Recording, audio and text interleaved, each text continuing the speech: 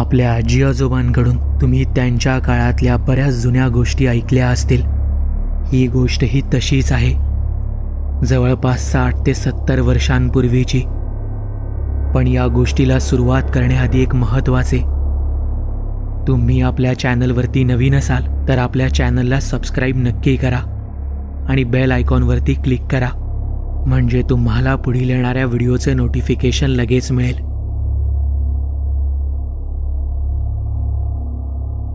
हा अनुभव आपल्या चॅनलच्या सबस्क्रायबर पूनम साबळे यांनी पाठवला आहे. गोष्ट बऱ्याच वर्षांपूर्वीची आहे, जवळपास 60 ते 70 वर्षांपूर्वीची. अनुभव आमच्या गावातील एका आजीने सांगितला होता. त्या आजीचे नाव कमलाबाई. साताऱ्याजवळ एका गावापासून काही अंतरावर एक वाडा आहे, तिथलीच ही गोष्ट. तेव्हा तो भाग अतिशय गर्द झाडी झुडपांचा होता. त्यात वाडा मुख्य वस्तीपासून जरा लांबच होता. त्या वाड्यात मी, माझा नवरा दिनकर, 2 मुलं, एक दीर रमाकांत आणि त्याची आई म्हणजे माझी सासू राहायची. रमाकांत भाऊंचं लग्न जवळच्या एका गावातल्या यमुना नावाच्या मुलीसोबत ठरलं होतं. बोलणी वगैरे झाली आणि लग्नाची तारीख पक्की झाली. सगळं अगदी सुरळीत चाललं होतं. काही दिवसांत त्यांचा लग्न समारंभ पार पडला. यमुना वाड्यात राहायला आली. लग्न म्हटले की पाहुणे मंडळी असणारच, त्यामुळे पाहुण्यांनी वाडा भरला होता. लग्न होऊन 2 दिवस झाले, अजून काही पाहुणे आपल्या घरी गेले नव्हते. आमच्या इथे लग्न झाल्यानंतर गावच्या मंदिरात नवी नवरीची ओटी भरायची असते, नंतरच घराबाहेर पडायचे अशी रीत आहे. यासाठी मी रात्री जेवणानंतर सगळी कामे वगैरे आटोपून यमुनाला उद्याचा विधी समजावायला गेले, पण ती घरात दिसली नाही. मी रमाकांत भाऊंना विचारले, पण त्यांनाही माहीत नव्हते की ती कुठे गेली आहे. आम्ही दोघेही तिला शोधायला बाहेर पडलो. एव्हाना खूप रात्र झाली होती. त्या काळी गावात वीजही नव्हती. कंदील घेऊन आम्ही तिला घराच्या आसपास शोधू लागलो. वाड्याच्या मागे कुंपण होते. त्याच भागात शोधत असताना ते कुंपण तुटलेले दिसले आणि तिथून एक गर्द झाडीतून गेलेली वाट आमच्या नजरेस पडली. वाढलेल्या गवतामधून जाणारी पायवाट. रमाकांत भाऊंनी तिला हाक दिली, पण समोरून काहीच प्रतिसाद आला नाही.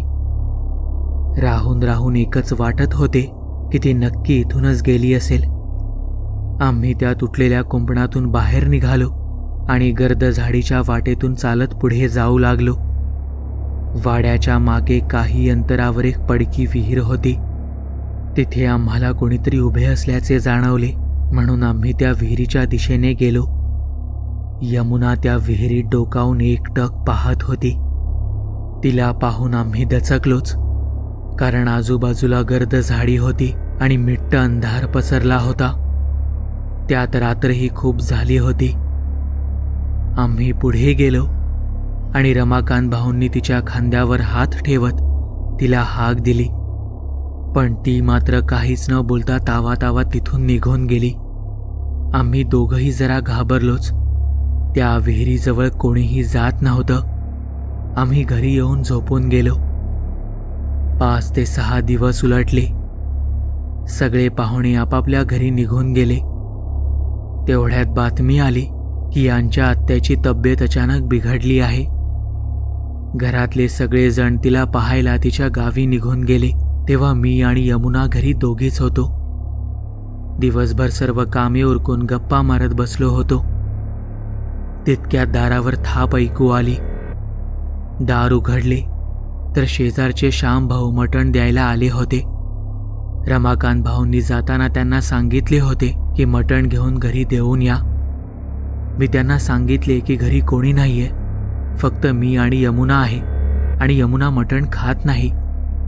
तरी ते म्हणाले की रमाकांतने सांगितले म्हणून मी आणून दिले, घ्या तुम्ही. त्यांनी मटणाची पिशवी हातात दिली आणि ते निघून गेले. ती मटणाची पिशवी मी तशी स्वयंपाकघरात नेऊन ठेवली आणि बाहेर येऊन बसले. संध्याकाळ झाली. साधारण 7-7:30ला मी जेवण करायला घेतले पण मटणाची पिशवी स्वयंपाकघरात नव्हती. मला चांगले आठवत होते की मी पिशवी ओट्यावर ठेवली होती, पण ती मला आता सापडत नव्हती. मला वाटले की मांजरीने वगैरे नेली असेल. शेवटी आम्ही साधे जेवण केले. त्या दिवशी घरातले कोणी नसल्यामुळे आमची जेवणं वगैरे लवकर आटोपली. सगळे आवरायलाही जास्त वेळ लागला नाही. आम्ही दोघेही लवकर झोपून गेलो. मध्यरात्र उलटून गेली असेल. मला अचानक जाग आली आणि मी पाहिले तर बाजूला यमुना नव्हती. वाटले की पाणी प्यायला गेली असेल, पण बाजूला ठेवलेला पाण्याचा तांब्या तो मात्र भरलेला होता. मग ही गेली कुठे? पुन्हा त्या विहिरीजवळ तर गेली नसेल? नुसत्या विचाराने काळजात धस्स झालं. आज घरात दुसरे कोणीही नाही. जर यमुना पुन्हा तिथे गेली असेल तर मग काय करायचे? असे विचार माझ्या मनात येऊ लागले.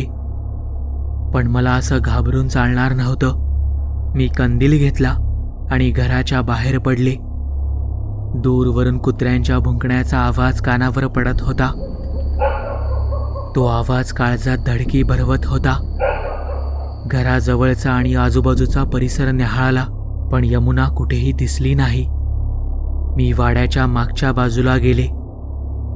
पुन्हा ते कुंपण तुटलेले दिसले आणि यावेळी जरा जास्तच.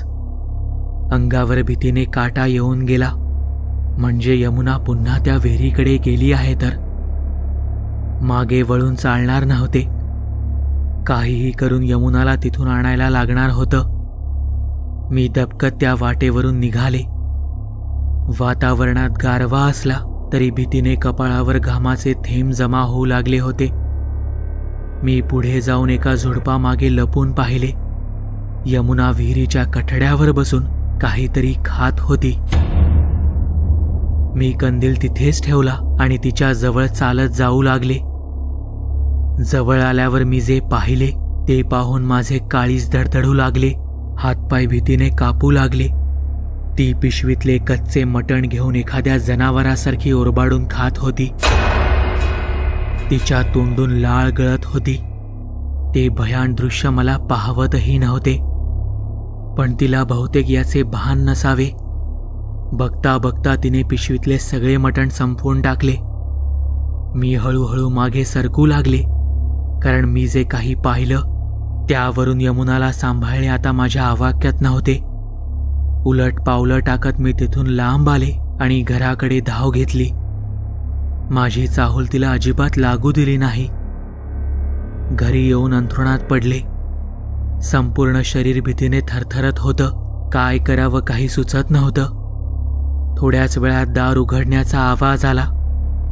यमुना घरात आली तसा एक कुबट वास येऊ लागला. मी मात्र तोंडावर हात दाबून आपले हुंदके आवरण्याचा, ते दाबण्याचा प्रयत्न करत होते.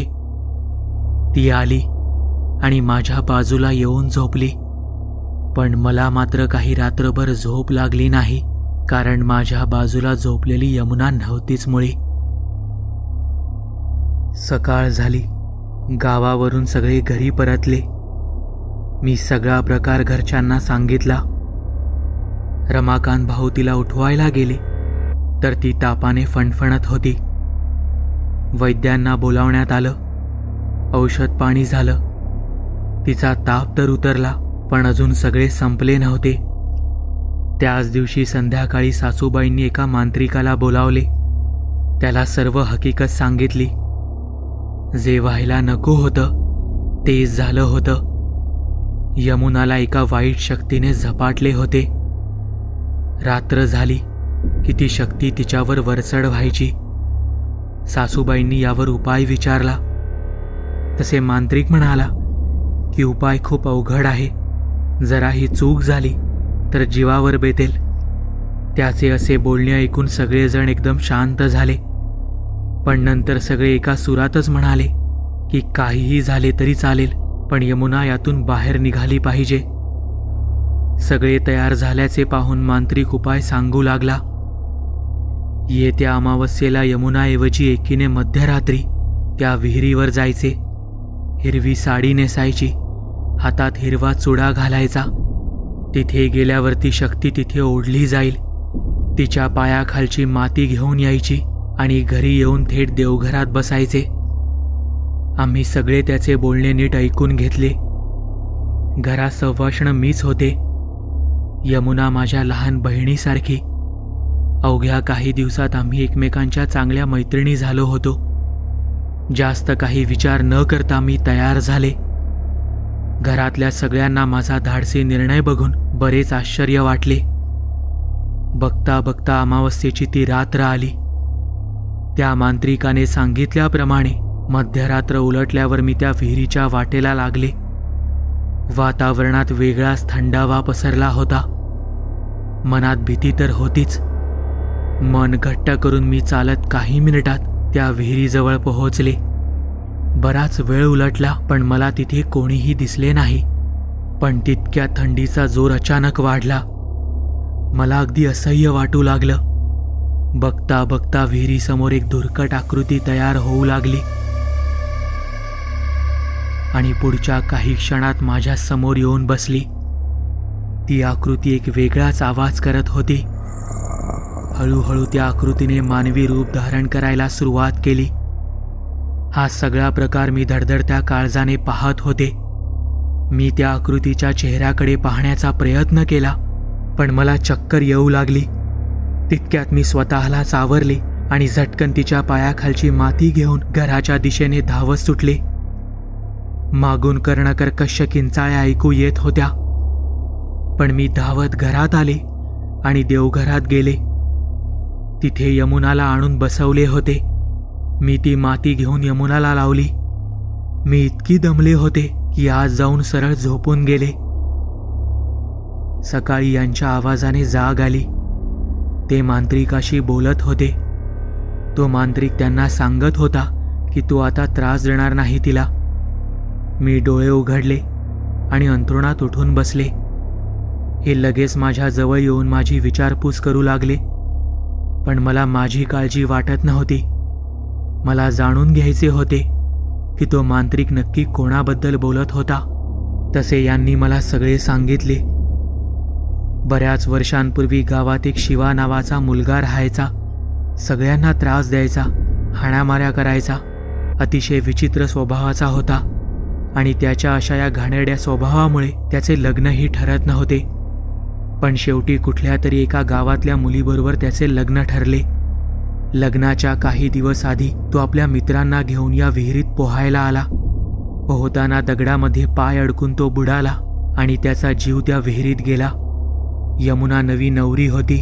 ती रात्री त्या विहिरीजवळ आली आणि नेमके शिवाच्या तावडीत सापडली.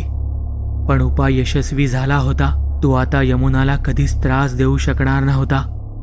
या प्रकारानंतर काही दिवसांनी विहिरीजवळ पूजा घातली गेली आणि ती विहीर कायमची बंद करून टाकली.